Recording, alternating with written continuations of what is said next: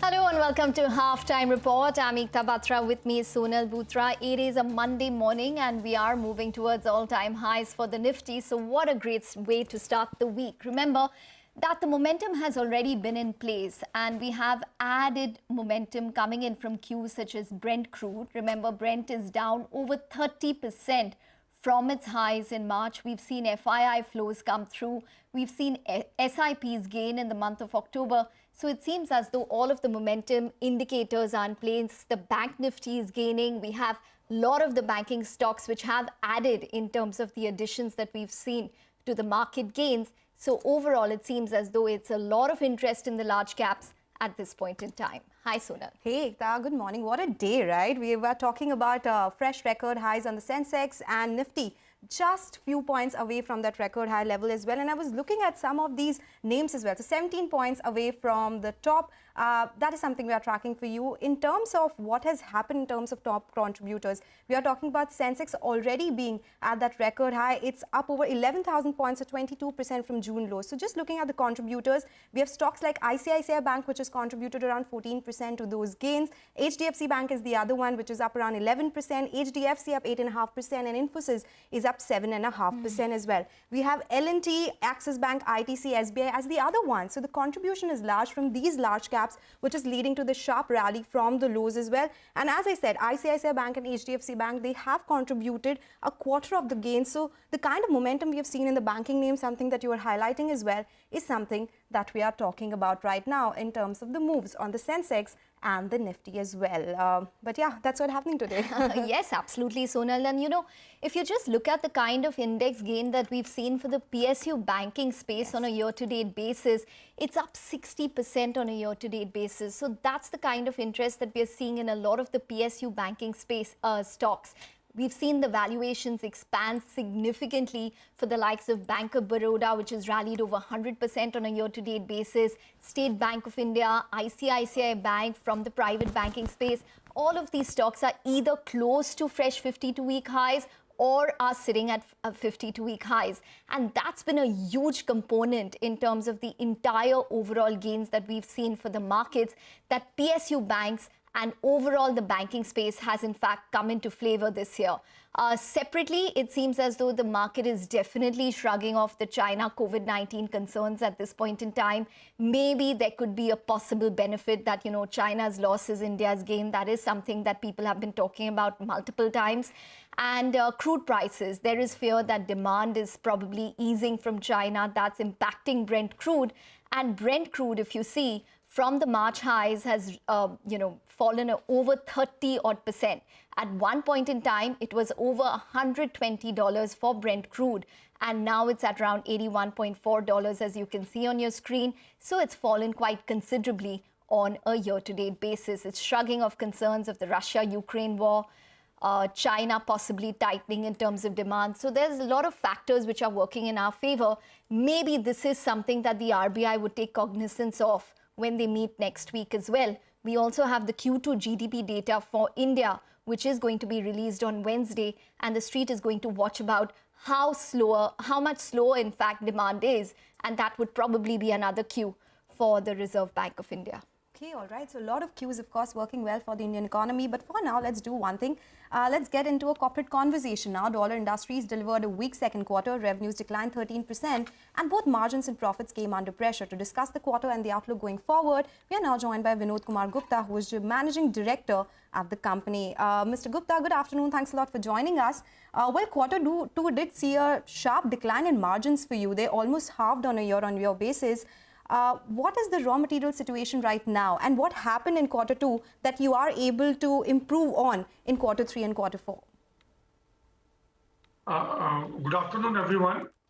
With respect to the raw material, which were very much fluctuating in the recent past, because of which the price hike which we scheduled to take in the month of July, we could not take because of the fall in the prices. But right now, the present scenario, the raw material prices seem to be a little bit on a stable side, and maybe in next 15 to 20 days, we see that the prices are getting stabilized. This is the raw material prices we are talking about, and once the prices become stabilized, of course, the margin, which we have seen a little bit of dent in the last 2 quarters, the business is going to be stable and the margins will again improve to what it was there in the last year.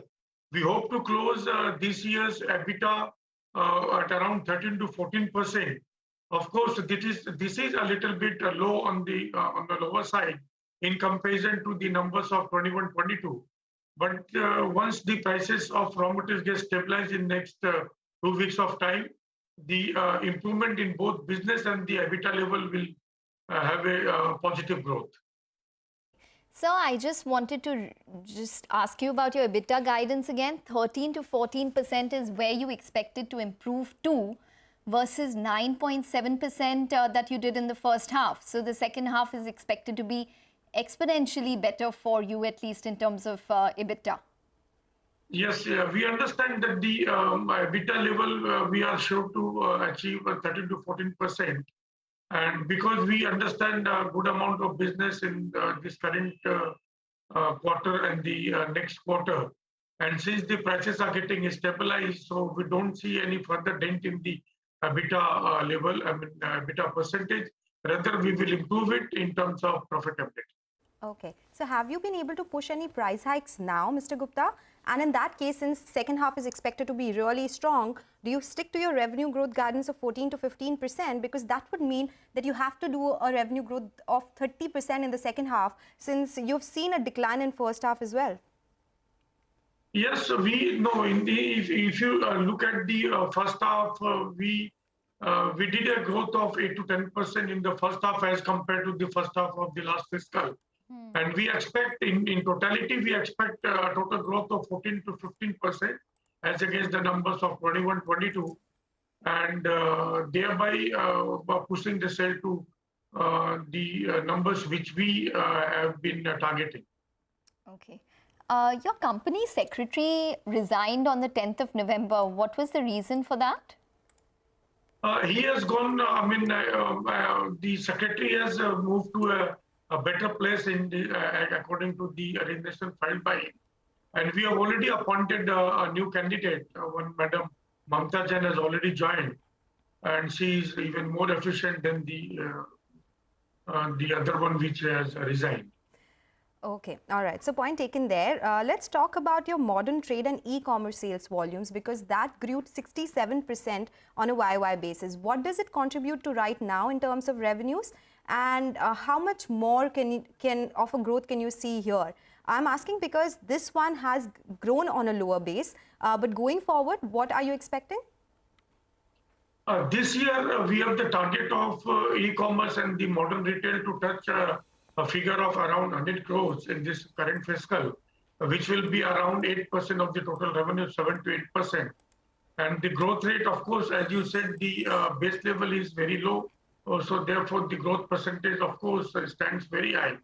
But we are going ahead with the big jump in this sector, and this sector is really doing very well for us. And we are also, in terms of EBOs also, we have targeted of closing the numbers at 25 to 30 EBOs in this current fiscal. Right now, we are already having 8 EBOs, and the work is already going on. And in next couple of months, we are going to open further 70 to 80 EBOs all across the country. Okay. You have some new product ranges which you have introduced or are planning to introduce. Can you just tell us what the plan is for the second half? What is the capex outlined, and what are you envisaging in terms of sales? There is no capex planned. The capex which was planned around 1 year back of 120 crores. We are already on that capex spending, and the projects which we are undertaking against that capex of 120 crores, those are on moving ahead with the time, and they are on time as well.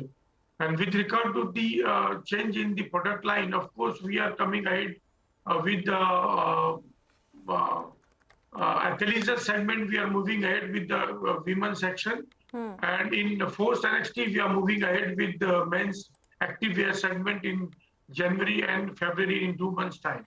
Okay, all right, Mr. Gupta, thank you so much for joining us, taking us through plans for the Thank company you. going ahead and the outlook as well. Well, just 10 points away on the Nifty as far as record high is concerned. We already have Sensex on record high and mid-cap index is down, is No, it's 1,500 pretty points much a away. done thing. Yeah, 10 it is, points but we are away. still waiting for that mark, right? So yes, just waiting for those 10 points in the Nifty. Till then, we'll do one thing. We'll slip into a short break. On the other side, excerpts from our conversation with IRDAI chairman. We spoke to him on a host of issues like nods to new insurers, composite licenses. Welcome back. Just 13 points away from the record high on the Nifty. It's at 18,591. You're also getting updates as to which stocks have really moved around in 2020 from the lows, actually. And we've been talking about which sectors have done well and which have not. So we'll keep continuing that conversation. But for now, let's talk insurance as well. We have the IRDAI chairman, who spoke to my colleague Yash Jain, Debashish Panda, who spoke to CNBC-TV18 on a host of issues like nods to new insurers, composite licenses, removal of preference in reinsurance and lower capital as well. Yash is joining us now with the key takeaways from that conversation he had with IRDAI. Yash, take it away. Well, that's correct, Sonal. So insurance sector has been one which has been in the middle of a lot of regulatory changes. I had a long interaction with the chairman, about 30 minutes, and for the benefit of our viewers, I've decided to sort of, put together the major headlines, the major reforms which the chairman spoke about. I'll start with the vision itself. The IRDAI chairman has said that they are moving forward with a vision of doubling insurance penetration in the next 5 to 7 years. Now, insurance penetration is essentially your premium to GDP, which means if it's going to double, which means the premium collected by insurance companies also is moving ahead with a vision of getting doubled.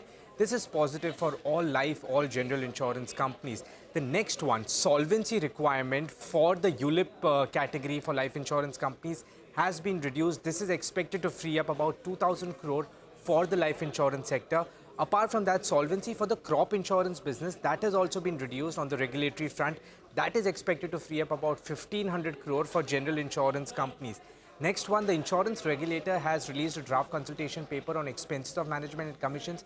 The regulator in the interview to us said that he's hopeful that the latest sort of consultation paper which has come will be acceptable for all companies, which means there is a strong possibility that it will be taken up in the next board meeting.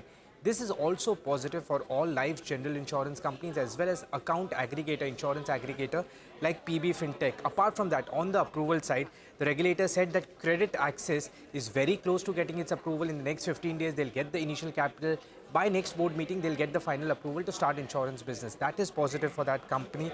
Also, going forward, it is possible that life insurance companies will be allowed in the health insurance segment, indemnity health insurance segment. This is positive for all life insurance companies as it opens a new business stream for them. Composite insurance, also a license is likely to be given up. The suggestion has gone to the government from the regulator, which means it just changes the whole game. It allows life insurance companies to operate in general insurance companies to operate in life insurance, increasing the penetration and benefiting all players. Finally, one negative which came, the insurance regulator said that a committee appointed by the regulator has recommended complete removal of obligatory premium going to GICRE. GICRE gets a fair amount of money from this obligatory premium, and that has been suggested to be removed completely. All right, Yash, thanks very much for that. So just about 10 points away from that lucrative 18,600 odd mark. So let's see when we get to that level. But nonetheless, the Sensex is already at all-time highs. The Bank Nifty has been sitting at fresh highs. So the momentum is really here to stay for the markets at this point in time. Remember, FPIs have pumped in around 30,000 odd crores in the month of November itself. So there's been a lot of momentum in terms of flows as well. This is after it being a little tepid for the month of August and September. There has been renewed interest which has come into the markets. At this point in time, we have a lot of stocks on a year-to-date basis which have performed well. Yes, the Bank Nifty is one part of it. But if you just look at something like an Adani Enterprises, that stock has gained over 120% year-to-date. Coal India from the Nifty space has gained over 50% giving it companies ITC, M&M, where the management is quite bullish on the EV space. So there's a lot of interest which has come through to specific stocks. In fact, let's take that conversation ahead on the IRDA and listen in more to what the IRDA had to say. The whole idea behind whatever is churning is happening in the regulatory space is primarily the target is to how do we ensure our entire society. And come 2047 we'll turn 100, and so we should see a fully insured India before 2047. Now, what do you mean by fully insured? Here I would believe adequate coverage with life, health, personal accident, property, and all enterprises should have cover for covering their business risks. If I were to double the insurance penetration today, where it is, say it is 3.2%, if we wish to double it in the next 5 to 7 years, then we need a lot of capital. We have looked at the private equity funds, we have looked at the alternate investment funds, we looked at who should enjoy the investor status, who should enjoy the promoter status, to what extent they can bring in the capital. If a private equity fund comes, what should be the lock-in period. So we have tried to work out those regulations in a manner which gives investors the room and the comfort to come and invest in this sector. At the same time, we have tried to keep in mind for the financial stability of that particular unit, when will they exit? They could exit from, so somebody else comes in. In the last 2 months, we've seen a lot of GST investigation on insurance companies, almost all general insurance companies. Let me interrupt you Just here. want to ask you, do you think EOM as a thing was misused by the industry so far in the past? I will not venture into that because I have not gone into those details. That is the GST matter. So the GST authorities would be able to tell you. Directly linked to EOM and the misuse However, the IRDA is asking the insurance companies to submit the details of what is appearing in the media. So that is where it is. Okay. With the EOM regulations, as soon as hopefully becoming regulations, do you think such instances of misuse will get eliminated out of the system? You see, there will be a stipulation. If somebody wants still to misuse, then then they are doing it at their risk and peril. So if there is a regulation, it says what are the boundaries. Correct. Within the boundary, you do whatever you want. Makes sense. And the board, it's whatever you want, meaning the board has to take a decision. The board has to be accountable thereafter. Classification of promoters going all the way to 25% from earlier 10%. And with that increase, the lock-in limit has also been relaxed, right, under 25%. Do you think for the intention of bringing more capital, somewhere we could lose stickiness in the capital, which means this could become more like an investment taking returns, exiting the company, changing hands very frequently in insurance companies? No, see, the lock-in period also has been very carefully thought through. It's not that for a new company you come today and exit the next day. So there are defined timelines in which they can exit with the aging of the company. So if the company is, say, 10-year-old, then they're already financially stable. So there the lock-in period will be maybe limited to 1 year. So otherwise the minimum lock-in period will be 5 years for other companies. So therefore that's how, in any case there will be movement of, investors coming in, going out. But to ensure the financial stability of that company, there will be a lock-in period. But with the aging of the company, the lock-in period reduces. Are you hopeful with the preparations that have been going on? By April, we would be able to start operationalize Bima Sugam? Let me be very clear that it's not that it's a small little platform that you create and start. We are talking of a financial market infrastructure. And eventually, the way it is being conceived and conceptualized, it will become a systemically important one also. So like the UPI. So for the insurance, it is kind of a similar thing that is being contemplated. So it will be an e-marketplace. It will sell, it will service, it will settle claims. So entire product life cycle, there is a service. I mean, the Bima Sugam takes care of. Correct. Customer convenience and onboarding by the agents and other intermediaries, they are the maximum beneficiary of this portal. All right, that's all the update from the insurance sector. We'll keep getting you more excerpts of this conversation through the Welcome back. Well, bracing ourselves for the all-time high for the Nifty. So as of now, we're just working towards that level. But nonetheless, there are a couple of stocks which are sulking within the Nifty space. So do watch out for a couple of these steel stocks, probably because of concerns coming out of China. Hindalco is down around 2-odd%, JSW down around 2-odd%. We have Tata Steel, which is correcting a tad bit as well. Remember, just to give you a sense in terms of what's taking place on the global front when it comes to China, there have been reports of unrest in China. China, remember, is continuing with their zero COVID-19 policy. This is despite a large number of asymptomatic patients as compared to earlier. So despite that, they are continuing with the zero COVID-19 policy. Protests are now against these strict COVID measures. And to put it into perspective, there's a lot of, a lot of unrest towards the economic part of it, or the ramifications on the economy. For example, youth employment is nearing, unemployment rather, is nearing around 20-odd%. So it seems as though China is now unhappy with almost the 3 years of a zero COVID-19 policy that the country has been following. But let's talk about the technicals back home. Jay Thakkar joins in to tell us what he's tracking on what seems to be a very positive start to the week. Jay, hi, welcome to the show. What would you strategize and tell your clients at these levels? Hi, very good afternoon to you. And as far as the index is concerned, definitely, Nifty is just few points away, I would say, from the all-time highs. And I'm sure that, the probability of the same is quite high. I mean, we are definitely going to see that. And, Nifty trading above 18,500. In fact, today's recovery has been really good from the lower levels. Those were the levels which we were actually looking out for. That is 18,450, 18,400. In fact, these are the good support levels at the lower end. I mean, till Nifty is holding these levels from the medium-term perspective, I would say the overall trend remains bullish. And yes, above 18,500. It further adds the momentum on the upside.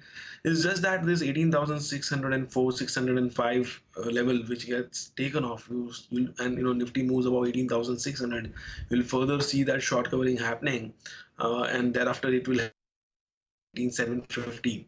So overall momentum has been positive, and my outlook for the Nifty, at least for the short to medium term, is still positive till these lower levels are held. As far as Bank Nifty is concerned, I would say that yes, 42,750, 42,600 is the immediate support in the short term, and from the medium term perspective, I would say that 42,000 to 42,200, that's the level, or else I would say that's the range one should look out for. I mean, till Bank Nifty is holding those levels, the medium term trend would be positive for the targets of short-term targets of 43,500, and then after 43,750 and 44,000. These are the levels to watch out there.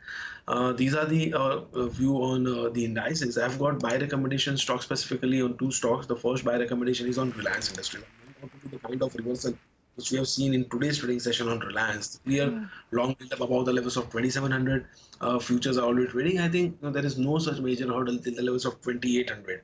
So 2,800 is my first target on Reliance, and once those levels are taken off. Jay, as we do that, Nifty has actually hit record high. It is at that 18,599 mark as we speak at the day's high, and it is led by some of these big names. We have Reliance Industries, which is up 4%. We have Bank Nifty, which saw some recovery today, and that is leading to the gains that we are seeing today. IndusInd Bank is the other one, which is higher in trade today.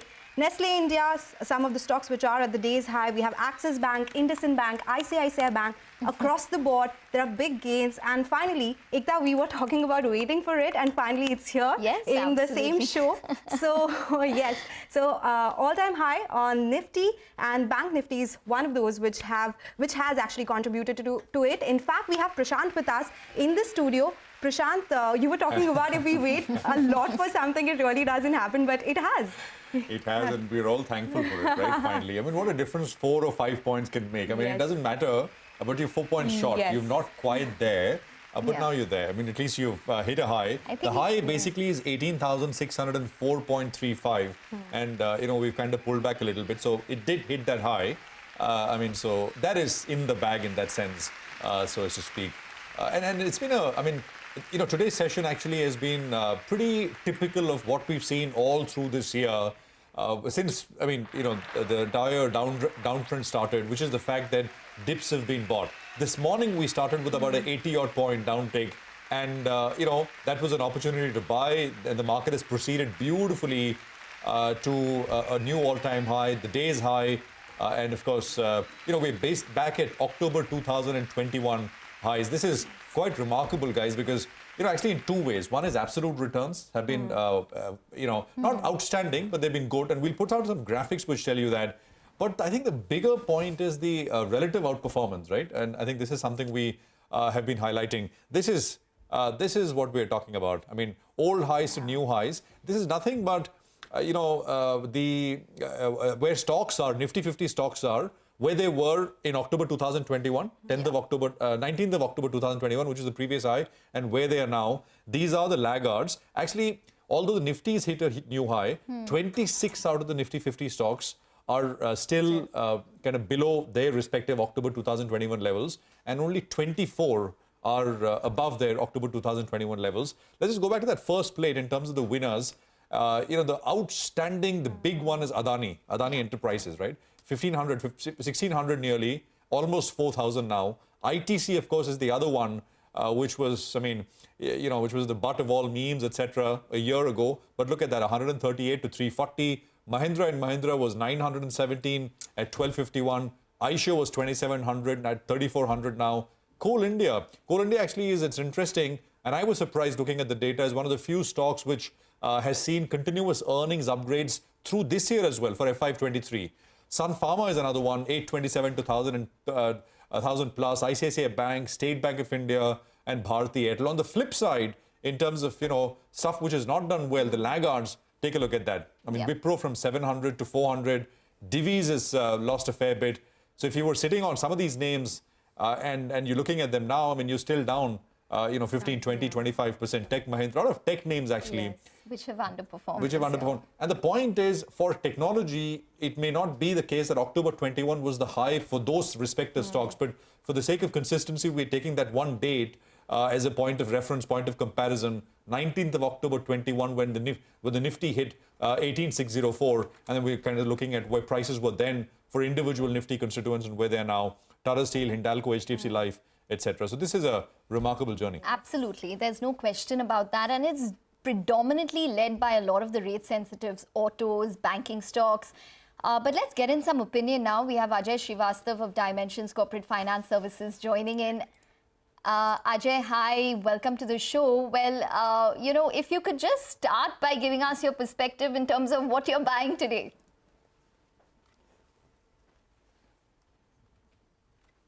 Ajay, is my voice reaching you? Okay, we have Mihir Vora also joining in to discuss the Nifty at an all-time high. Mihir, hi, welcome to the show. Mihir joins in from Max Life Insurance.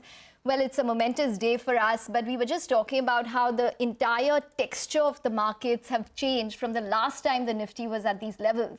It's a lot of, participation from banking stocks, from Adani Enterprises. So what would you probably put your money in for incremental gains from these levels? Hi, good afternoon. Always a pleasure to be on a good day here.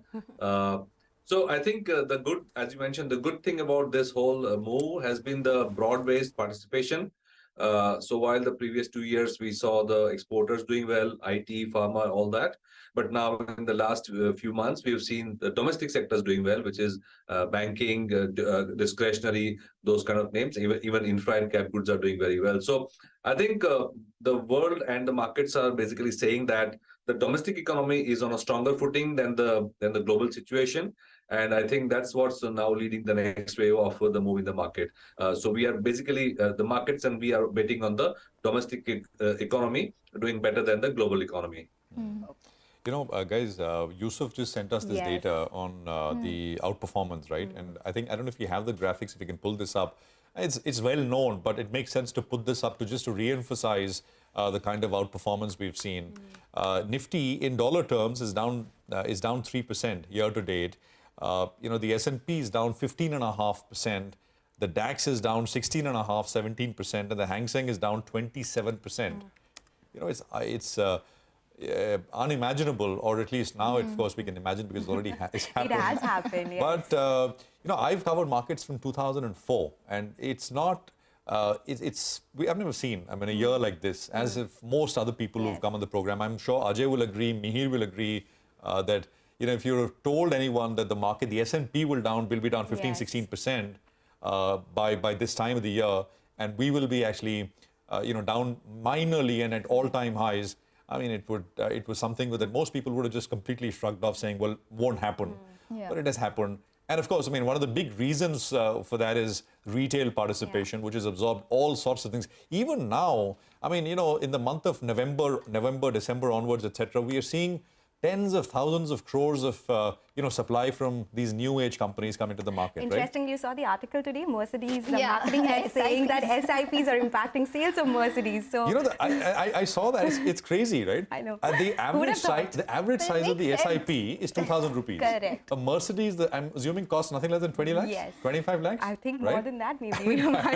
I didn't understand the comparison, but yes, he did bring SIPs in the conversation. I think he's just referring to the You're getting strong... more money in the bank now. Yes. You're working in a higher interest rate environment. But I think it's absolutely smart, makes right? I mean, the sense. savings Absolutely. culture is, and I think that's the point he's making. Yeah. SIPs versus Mercedes. But I think that's the kind of market we've been. That's the kind of participation we've seen as well. Ajay is with us. Ajay Srivastava, of course.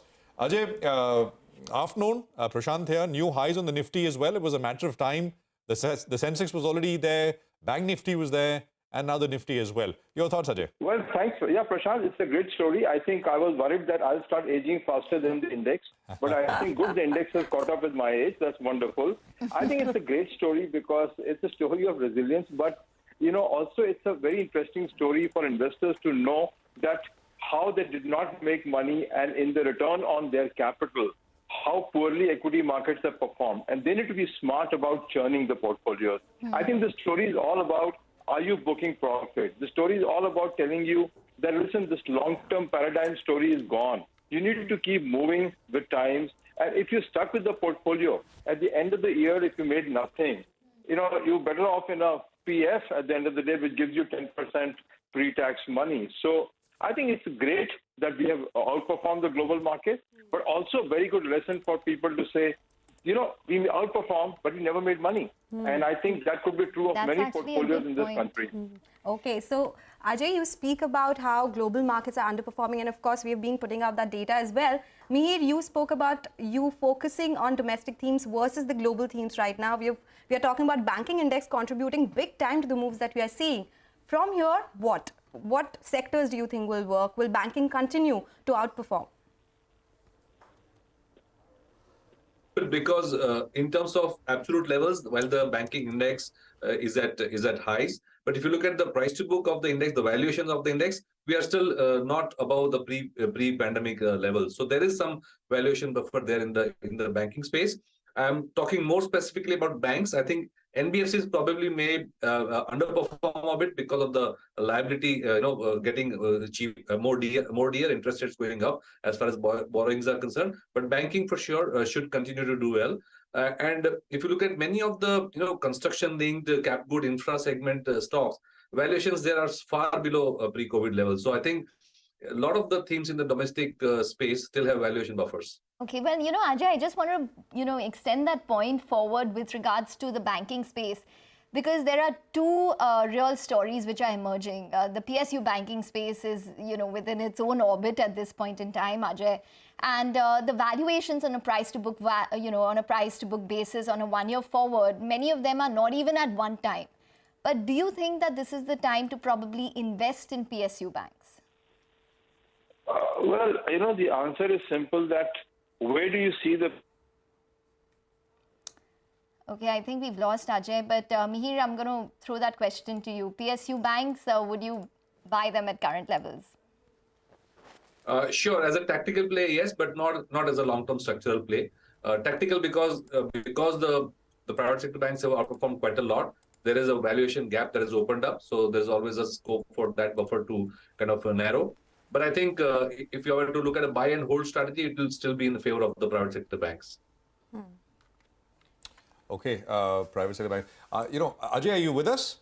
Are you? Okay, I think we lost Ajay. We'll try and reconnect with him. Mihir, actually, Ajay, the last time he was on, he made an interesting point. He said, you should now, fixed income is going to give you a serious run for your money, versus equities.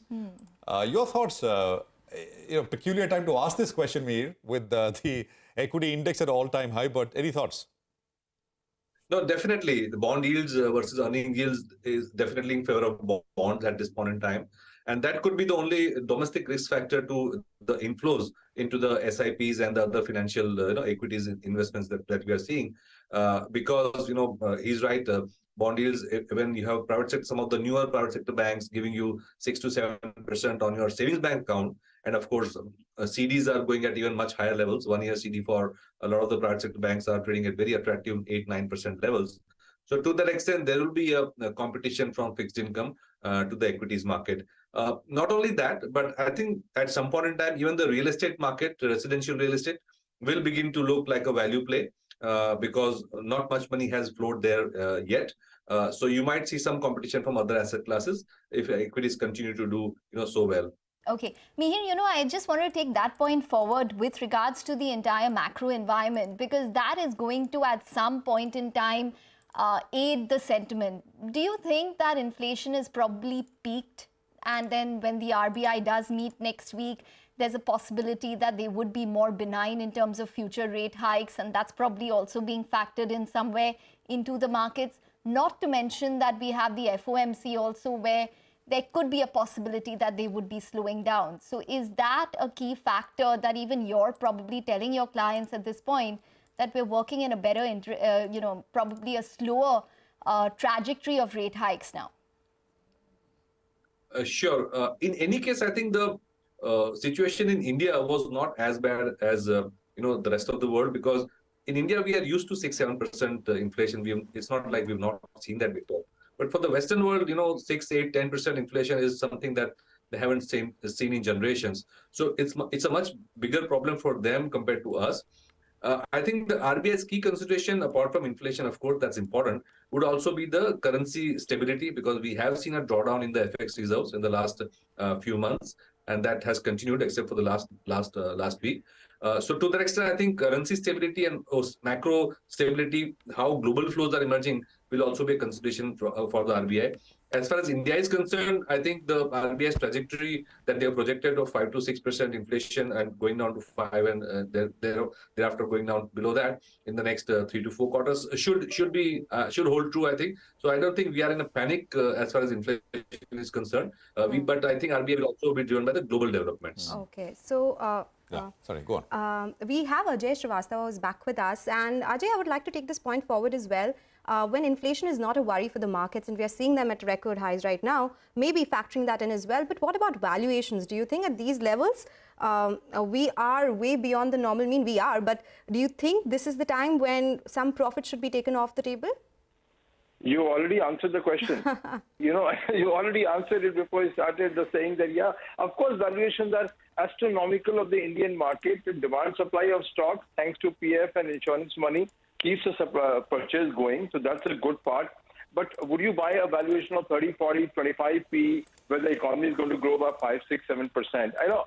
So I think roughly speaking, even if you look at the result of this quarter, there is no earning expansion which is dictating the market. Now we are down to strict PE expansion. So if your call is that I'm willing to risk my money with PE expansion, good luck to you. If your call is let's take some profit out, wait it while, doesn't matter, you'll have patience to get on the return, I think you'll be a wiser person. And I think this experience of 1 year has shown us that if you just look yourself from October till now or June till now, and you see the huge difference in returns. You may look today that you have come at par, but if you were sitting in the month of June or July, blood was on the street at that point of time.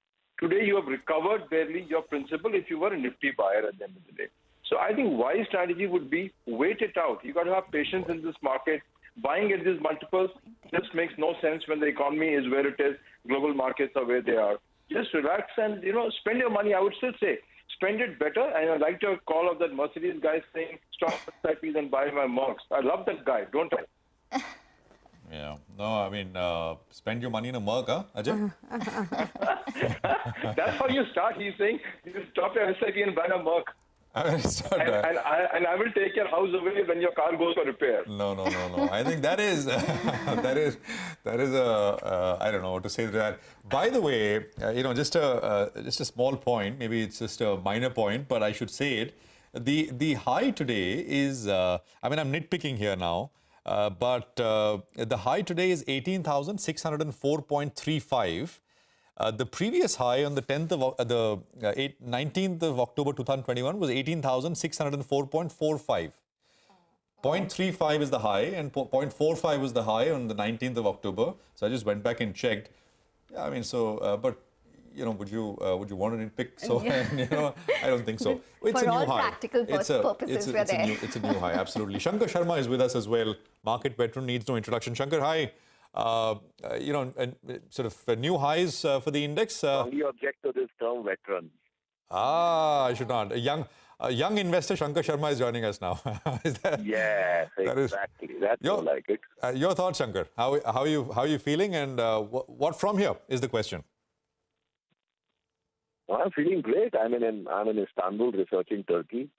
My India trade has worked fantastically well. So I said, let's look at the next trade coupled with the India trade. So yeah, right now I'm in Istanbul looking at the country and feeling very bullish about Turkey as well. And of course, I've been very, very, very bullish on India from I think March, April, May, June.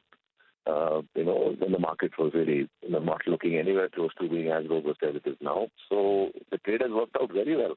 I think the gentleman, I don't know who it was saying that, you know, if you had gotten in then, you would have recovered your losses and been in profit. I think that's absolutely correct. Yeah. And so it's been fantastic. I mean, I can't complain. You've also, from the time that I've started speaking with you, maybe 2 decades ago, you've identified turning points. You're in Istanbul looking at the Turkish market, which is a completely bombed out market. You know, yes. It's at lows and we're at highs. Should we make something of it? What? Yes. So India is a standout market. I think not just in the last 1 year or 6 months. I think it's going to be a standout market for the next several years. Okay. Could be 2, 3, 5, 10 years. I mean, I don't think any other market will compare.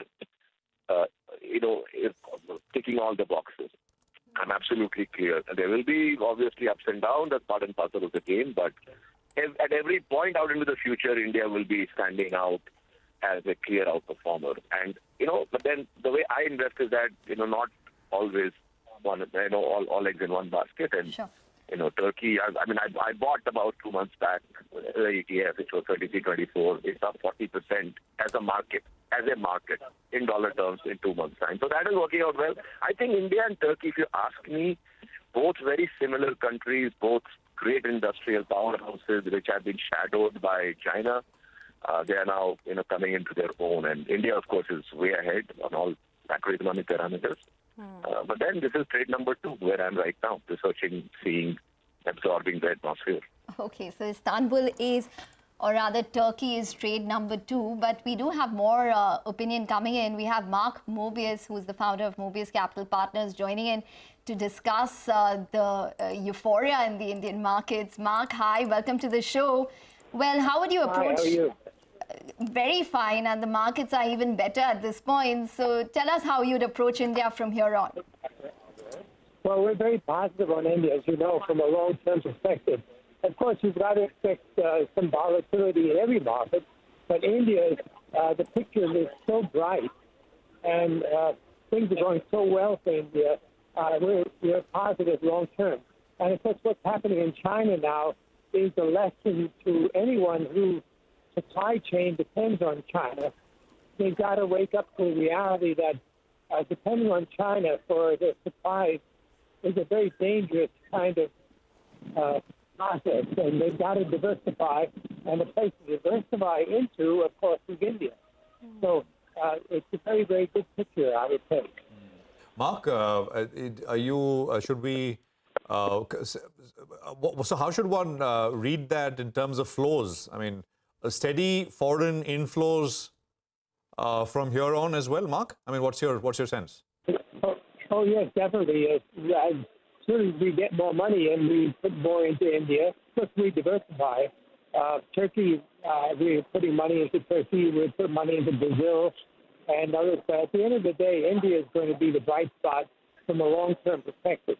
But of course, one constraint for India is government regulation. As you know, for foreigners to come into India, there's some bureaucratic steps that have to take place. And the degree to which Mr. Modi is going to eliminate these barriers will be a big plus for the market. And I know he's working on that. He's programmed to speed up the improvement or the agreement process is very, very important. Okay. Mark, what do you make of the sectors from here on? Which ones are you bullish on? Because we are already talking about highs on the Nifty. You expect some other sectors apart from banking to contribute to these gains? Yes, I think the tech sector, both software and hardware, from a longer-term perspective, has got to be good for India. As you know, India is already a top performer in the software arena, but I think that is going to grow further, not only for export, but also for domestic software consumption. But then hardware, you've got to see a big increase in hardware production in India. Okay. Shankar, actually, I just wanted to bring that point forward with regards to the entire tech sector. We've seen massive layoffs taking place in the global tech firms. Back home, we've seen the likes of Wipro, TechM not really perform as compared to what we saw in terms of highs last year. How would you approach the entire IT space? How much is it in terms of a constituent of your portfolio at this point? No, many IT stocks in my personal portfolio. On the fund side, of course, that's different because there is an index that needs to be obviously followed to some extent. On a personal basis, I don't think, there is big money to be made in any of these companies. I mean, they are large, well-discovered, well-understood companies. There is not much hidden value. And if anything, the bias should be a little, negative given their core market, the U.S., being in a bit of a pickle. There is a problem in the U.S. based on everything that you see anecdotally, as well as, utterances of people like Jeff Bezos who are retailing brains and giants. If they say not very good things about consumer spend and, related things, then we have to take it seriously. It's not just lose opinion. So all said and done, this is not the trade you're going to make a significant amount of money on at all. Okay. All right, Shankar, Mark and Mihir and Ajay as well, thank you so much for joining us. We were talking about that 0.10 difference on the Nifty. It's like that Turkish ice cream seller, right? He was just talking about Istanbul, so I thought of that. That's so close yet so far. Just, of course, a small point there. But, gentlemen, thank you so much for joining us and taking us through your market outlook and on a day like this when we are just so close there as well. With that, we'll do one thing. We'll slip into a short break. We'll get you more on markets and stock-specific action on the other side. Stay tuned.